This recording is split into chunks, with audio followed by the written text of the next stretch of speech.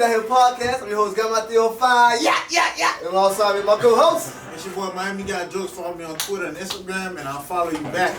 And of course, across from me is my other co-host. It's your boy No Like and Mo People. Tune the fuck in, let's get it. You need to put some more bass in your voice. You man. do. I'm good. I ain't No lacking. But ladies and gentlemen, today we have a legend in the building, man. We have one of the comedy's OG in motherfucking building. Y'all give a round of applause for my man, Kyle Grooms, ladies and gentlemen. Thank you very much. I was anticipating this interview for the longest, man. Things were coming to the... We're supposed to shoot this like Months ago, exactly. Oh, well, yeah, that's true, in November. You know, exactly, man. And you stay busy, so hey, we stay busy. I give it to you, you know what I'm saying? Yeah. And Kyle, as far as your work is concerned, a lot of people don't know, but Kyle Grooms has been on the Dave Chapelle Show, the P. Diddy, the Bad Boys of Comedy, you know what I'm saying? The Comic View, seasons. Jimmy Fox, Jeff Comedy Jam. Keep him the going. resume. Keep going. Get him the resume.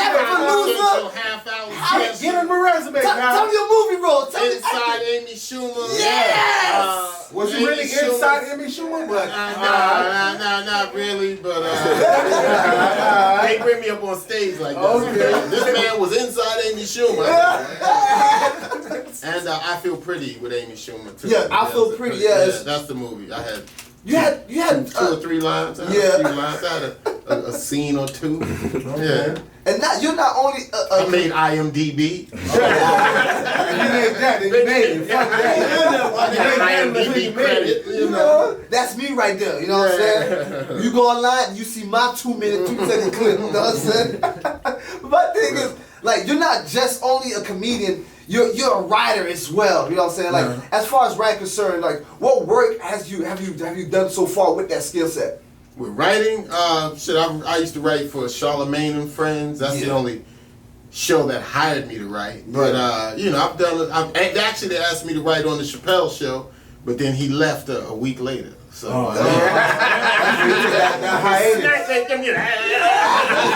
they snatched it right out of my hand, you know. But yeah. Now, Kyle, do you feel like there's a lot of people that's like taking like little shots at that, saying that he messed up a lot of people's career as far as working concerned? Like a lot of people check. Do you feel as if he messed up a couple of checks for you, or it was within his spirit? That's what I mean. If he moved on.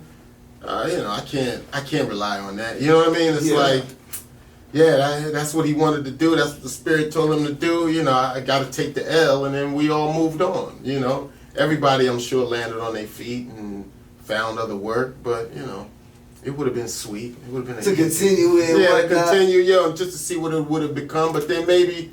You never know, because the 3rd season I didn't think it wasn't really hitting as it wasn't really hitting as hard as 2, so maybe it was good to leave before it started to stink. Not that it would have, but it's like But I heard that's not the reason why he left though.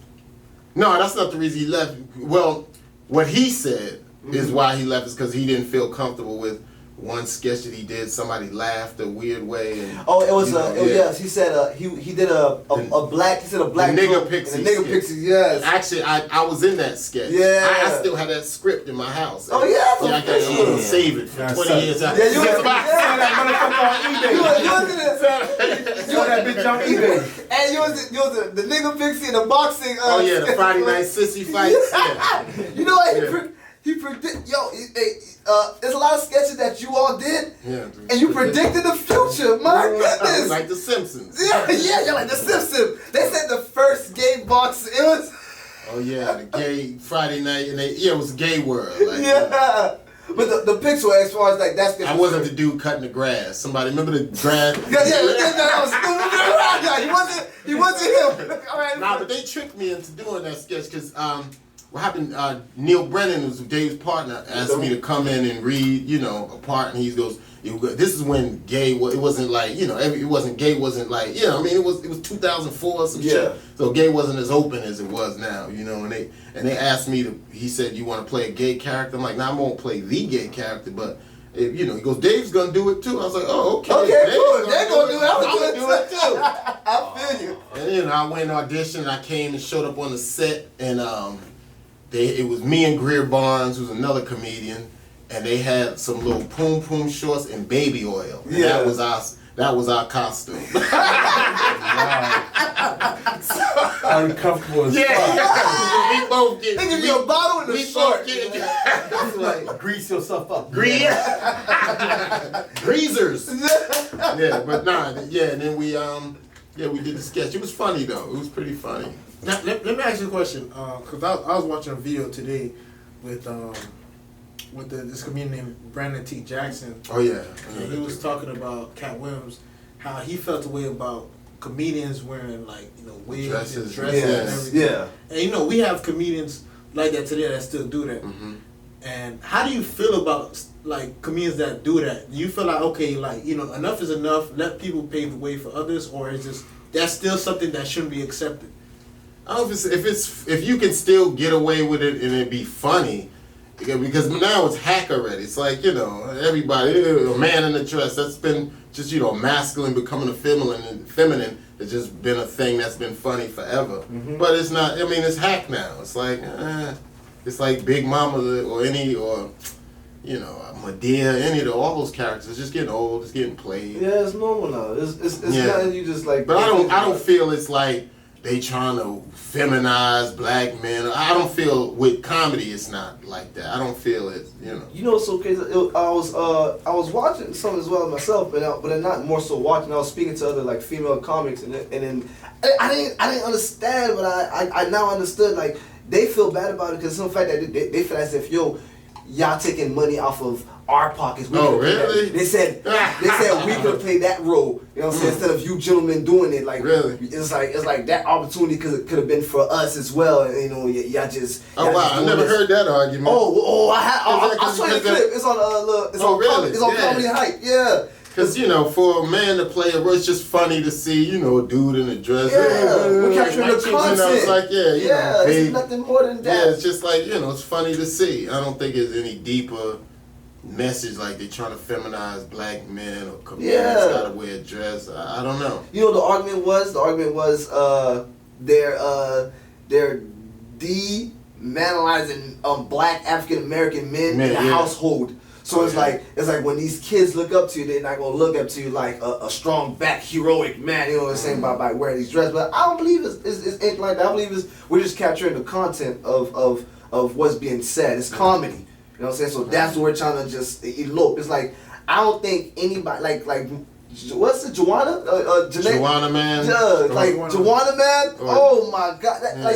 I don't think even Jamie Foxx playing Wanda was hilarious. It was like it wasn't. You didn't Mario see playing Sinead. Playing Sinead. It wasn't like I'm gonna go put on a dress because Mario was heavy. So he had the funny. nails, everything. But And I'm not saying society ain't trying to. They trying to. There's something going on where they're like, I don't know. They're cutting our nuts off a little bit. Yeah. In other ways, but I don't think with the comedy, because that's been a long gag in comedy. You know what I mean? Yeah. There's other things that may be emasculating men that they're trying to fucking but not with that. I don't think with comedy. I don't think with comedy, but do you feel as if, as far as comedy is concerned, you know what I'm saying, like, do you feel as if besides some fact that it's like trying to demasculate men or whatever? I mean, I wouldn't put on a dress, but I'm saying unless it was funny as fuck. But if I saw a point in it, but if you saw a point in it, if I saw a point, and it's like something that I can relate to. We could get this off. All right, boom, but I wouldn't do it. No, like pause. An old Haitian church lady. You wouldn't play that? Nah. An old Haitian church lady? Nah. An old lady, a church lady? What's that Haitian dude? Cesar? Yeah. Or him. How about T.P. Miller? How about Fat and Funny? I mean, it's a lot of that. They do the mama jokes and shit. Why do you oppose to it? Cause I'm funny without You it. too much of a hood nigga. That's what it is. You too much of a hood nigga. You got I'm funny without putting on put on the dress. You feel what I'm saying? I don't see how I'm gonna be even more funny putting on a woman. I'm gonna feel awkward as hell. So it's all right. So if there's like, you ever had a story you was telling in which you gotta act as if I'm gonna act like but I ain't gonna put on the whole dress with heels on, the makeup, but how can you the wig. embody You know what I'm saying? I got my period on this shit. But how can you embody the role if you don't go toe for toe in the room. My nigga, like now you doing it, like you going too deep. Like you can act like a woman without dressing like you can just make the voice. I'm pretty sure you have jokes where you talk like a woman, but No, I don't do that, bro. No. I've never seen the need to put on a dress. Yeah. You know. So There was So it's all you. It's like. But it will make your I've act- worn a wig, but like playing Al Sharpton. Yeah. Oh yeah. I You want. know what I mean? Yeah. Like I was I Al Sharpton. I was, I did Obama. I did You ain't do Don King? Don King. I did Oh, Don King. okay. Yeah. Yeah, a couple years for Halloween. I did Don King. Yeah. That- And yeah, that's it. Now, Cal, do you see? Do you what's down? I was a gay boxer. Yeah, that was quick. That was quick. I'm watching right now. Like this, yeah. Somebody in Times Square stuff. Hey man, you was Friday night 50 fight. Yeah, keep it down.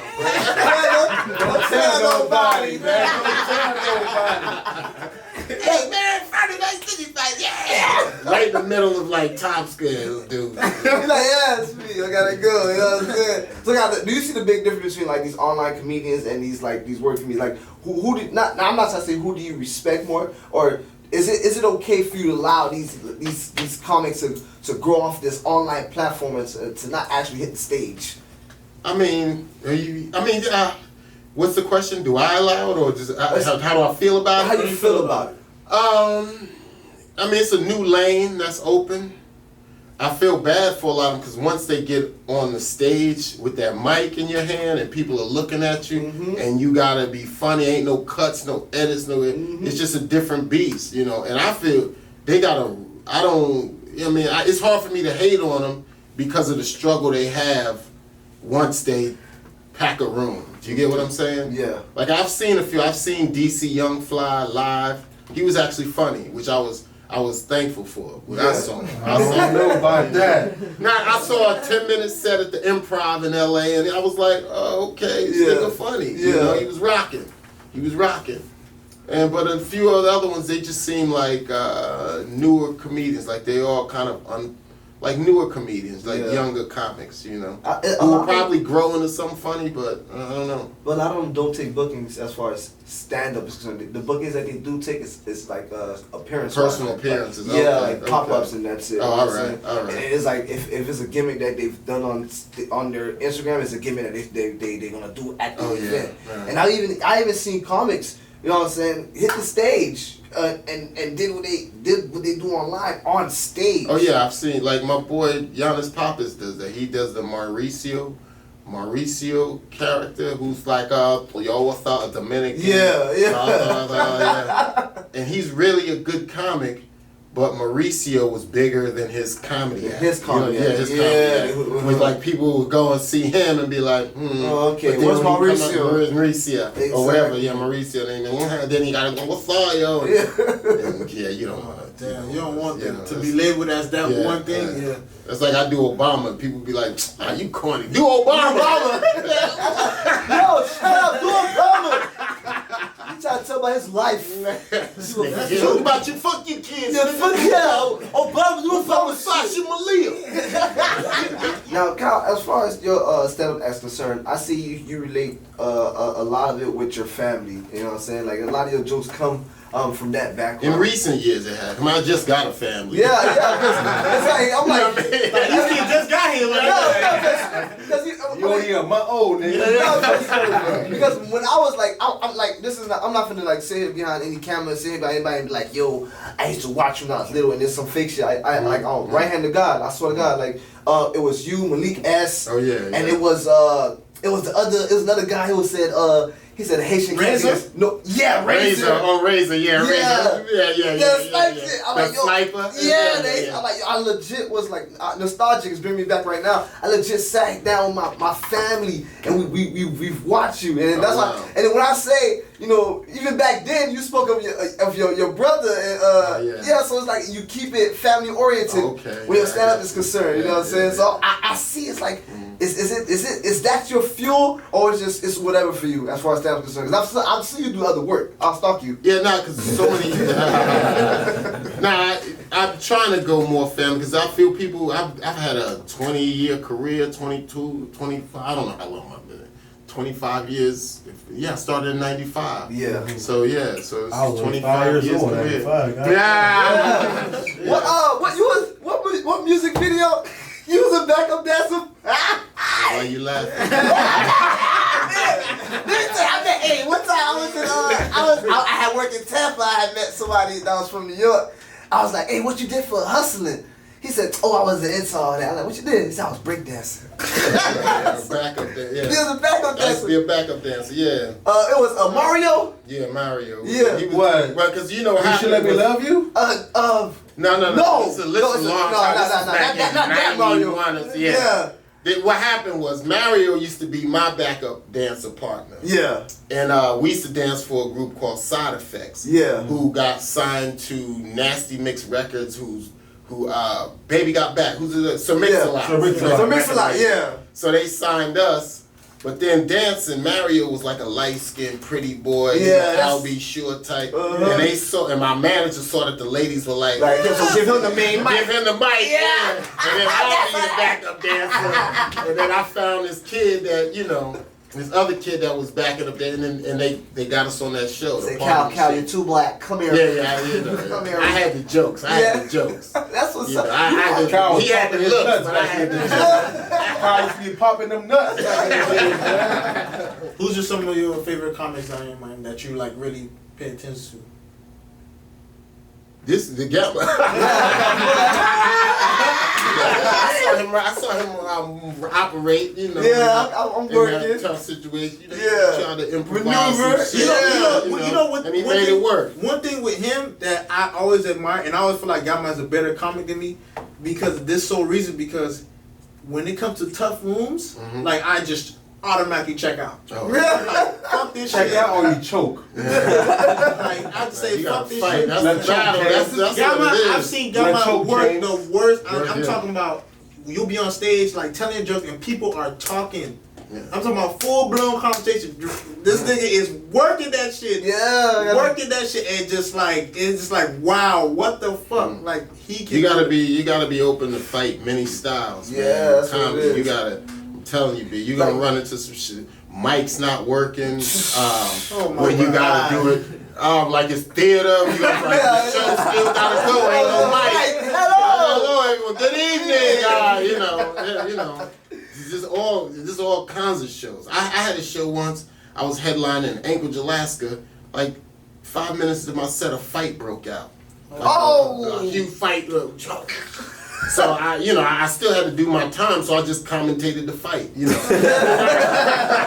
They got him in a triangle choke, an arm bar, and then security rushed him out and moved into the flow, just kept going. And I just kept rolling with it, Exactly. There's all kinds of shit happening. Yeah, but you've been in the mecca of like the hardest, toughest jungle to be in as far as comedy is concerned, and that's New York, dog. Oh, New York? Yeah, What? New York is a grind, man. I got really lucky in New York, man, because I honed my skills here before I moved to New York. So I've gotten enough fights here in Miami so that when I went to New York, because Miami's a good city, because Miami's hard enough, and and it's international enough, metropolitan enough. Oh yeah, you're absolutely right. It is a good ground, a good place to start, a good city, if you want to, work out before you go to New York. Because once I moved to New York, I had a manager, and then I think I got passed at every club in New York in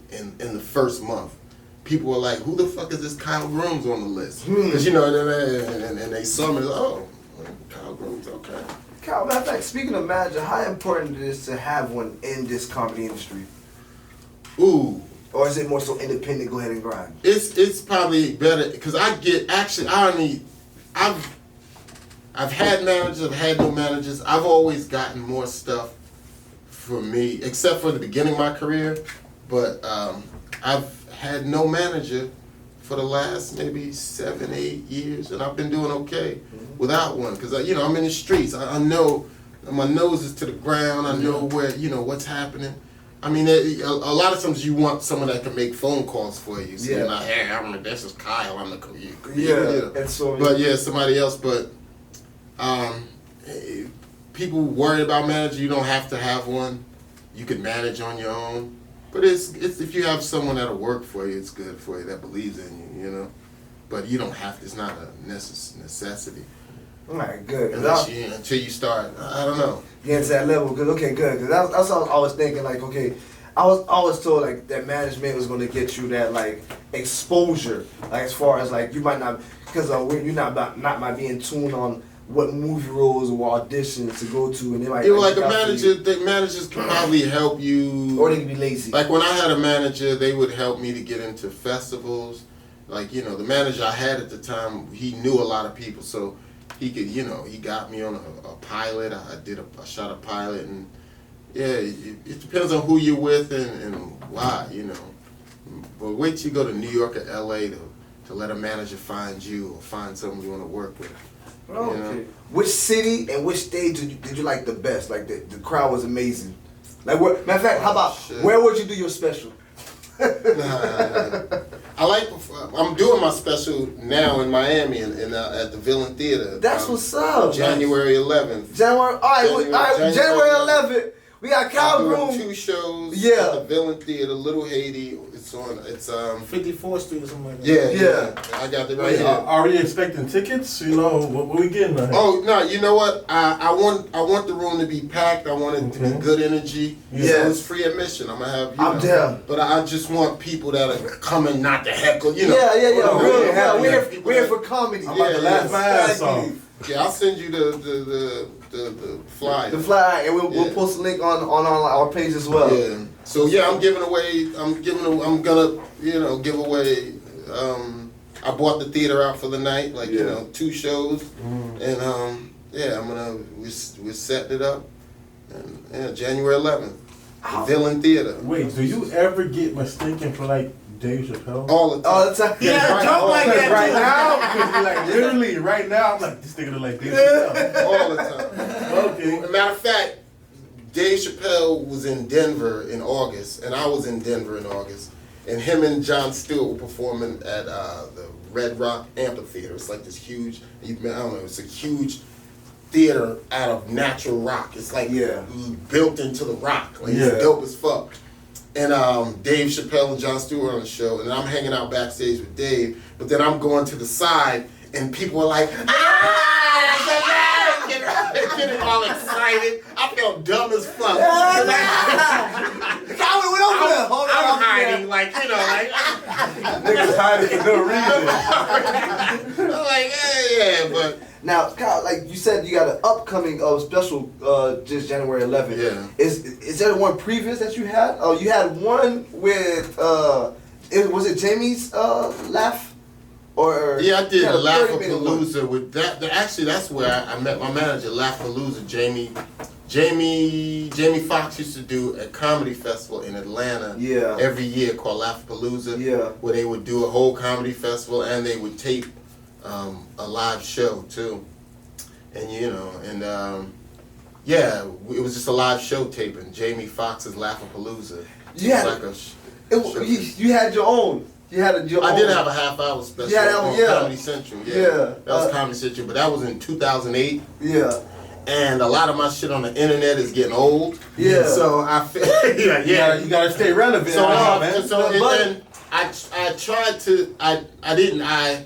I recorded an album last year, but I just didn't like the energy, the feel of it. It was like a music album or like a comedy album? Comedy album. Nah, Lil Duval. I'm living my best life. Yeah. And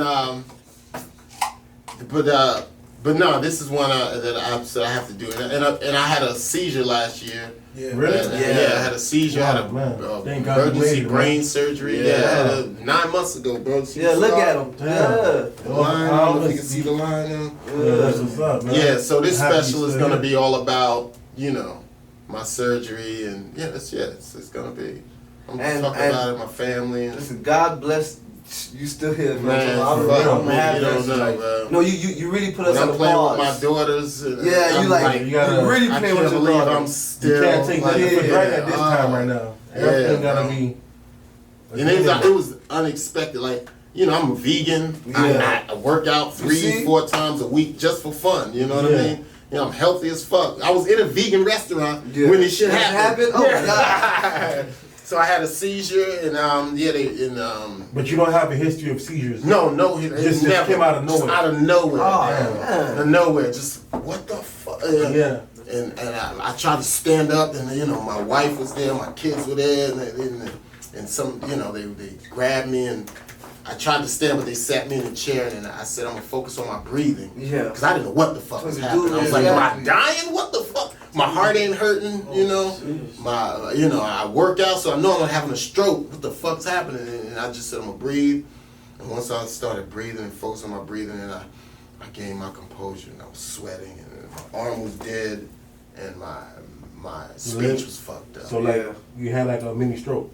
No, I didn't. I had a seizure. Oh, okay. It wasn't a stroke at all, because a stroke is when your face is like fucked half. up. Half But of I the had a bleeding on my left frontal lobe, Yeah. so it affects your right side. So my right side was fucked up, was dead, and then my speaking was fucked up. Like it was hard for me. Like right now, if I said this one sentence to you, I would just get tired and just be like, I'd just be like, like my brain couldn't put words together for long sentences a lot, and that's what I do for a living. I was scared as fuck, because it's like, whoa. This is me. And they were giving me rehab, and like I couldn't even do this. I couldn't even sign my signature for the operation. I had to just do like an X or some shit. Yeah. And I didn't have no headache, nothing. I had no pain, never no pain or nothing. And then they had an 8-hour operation and cleaned it all up, sewed it up, and after I came out of operation, I was already back to talking a little better, and my arm movement started moving, and had the operation on Thursday and checked out of the hospital on Sunday. Yeah. God, thank So, God, man. 24 stitches in my head. The cause Yes. the cause was bleeding. Yeah, it was a tumor brain that bleed. was bleeding in my brain. And they said the tumor could have been in my whole life. They don't know who. It was like a little bit of cells that formed like a cavernoma, that's what it's called. And they said it was hemorrhaging and You ever bumped your head or anything like that? I mean, I'm always bumping my head, like as a kid and even as an adult. But not recently, not in the last. Before that happened. Not before that. Just random. I honestly think, because I be constipated sometimes, I hope I'm not getting too personal. No, go ahead. I think it was from straining. It's a big one. That could be. I think it could, because I remember straining like maybe like a week or three, No, you pop a blood vessel. Yeah, it could have did something. I don't know. That's my thing. That's a heavy ass strain right there. Nah, that's true though. It could happen. That probably was the cause. It probably was just drawn up with the chemical. Blood vessels, but and the tumor start bleeding. And it's always and it was something. a lot of blood too. It was like shit. Damn. And when I saw the X-ray, I'm like, whoa. God, But thank God, man. Yeah, what? When I The play whole with my story. daughters now, I'm like, yes. It's Embrace us. We love you. We love you. Thank God you're still here. Kyle, thank you for the beautiful story. I want you to let everybody know what's your next upcoming adventure, your next projects you got going on. well, my next project is my special, man. I've been focusing on this. I've been putting it together for the last few months. Even got a tailored shirt for this. Oh. But my plan is to shop it to one of the networks, and if not, then I'll put it out online and release it somehow. But I just need new content. I need to come back so people can know what work I'm doing, and see that I'm still funny, man. I'm still out here. I'm hitting home runs. Every time I see you. How long did it take you to like really get like an hour worth of material? Material, yes. It actually for me it was fast only because the time I started and the places I was performing. I did mostly the urban scene. Like I started Studio 183 in Carol City. And when I started, Def Jam was still on the air. So it wasn't a lot of comedians in South Florida. So people would book me to headline. And my act, I had good material, but then I had hack stuff. And then, I put together an hour. So in about 4 or 5 years, I had an hour. Now, it wasn't all beautiful, great material. Mm-hmm. When I moved to New York, I realized, oh shit, I got to take all this hacky shit out of my act like white people do this, black people, you know, any of that kind of hack shit. Yeah. When I said New York will not let me, you know, when I saw what the New York comics were doing, I was like, I'd be embarrassed to me. Yeah. You know what I mean? What we do is like when we like jump around on stage, me and Mike go like, yeah, that's monkey shit. Yeah, fucking the stool, Yeah. any of that shit you do on the road or in clubs in the South. I remember a comic came to New York was like, do the lady run this motherfucker? I ain't that monkey shit. I don't like doing all that weirdo shit. Do the lady, do the nigga. I just did not know what that is like. Anybody over 30 in the building? Anybody over 30? Make some noise, you over 30. Dion Cole said, when you run, I'm gonna tell you, you be like, Yeah. man, shit crazy. Shit crazy, man. Shit crazy. Shit crazy. Give it up for these ladies. You know these ladies whose birthday is in October. If you got 5 fingers, make some This noise. Who breathing? Who breathing? This shit be crazy. Listen, Kyle, thank you so much for pulling through and coming by for blessing the studio. Like, this is something we really anticipate. I come back again because there's more questions to be asked. There's more to be said and done. Ladies and gentlemen, Kyle, let our viewers and listeners know exactly what's your Instagram, your social media platforms, and how to find you. Kyle Grooms, KYLEGROOMS. That's my Instagram, my Facebook, my MySpace, my Black Planet. That's in 2000, bro. Hey, Black Planet. It's 2000. This is still popping. You gonna react to my account? I'm the only one on it, me and old fat white girl. Oh, you funny, huh? I heard about you. And yeah, that's it, you know. And of course, January 11th, we will. Yeah, January 11th. Yeah, we shall come and bring some people if y'all think we want most it. You know, definitely. we want to pack the place out. There's 2 shows we have to, I'm doing just in case the first one, Yeah. We be in the biddy, man. We there like Diddy. I'm there for sure. I'm playing on my calendar. I'm your boy, Gamma 305. Yeah. And to my right is my co-host. Miami J. Jones, follow me on Instagram and Twitter, and I follow back. It's your boy No Like Mo people. This is the last interview between 19. Mr. Kyle Grooms, thank you for coming out. Coming out and closing it out. The last interview between 19. The official last interview of 2019. We see y'all in 2020. We got bigger and better. That's And then the right with Celeb. I'm your boy, Gamma 305. Drive safe. Yeah.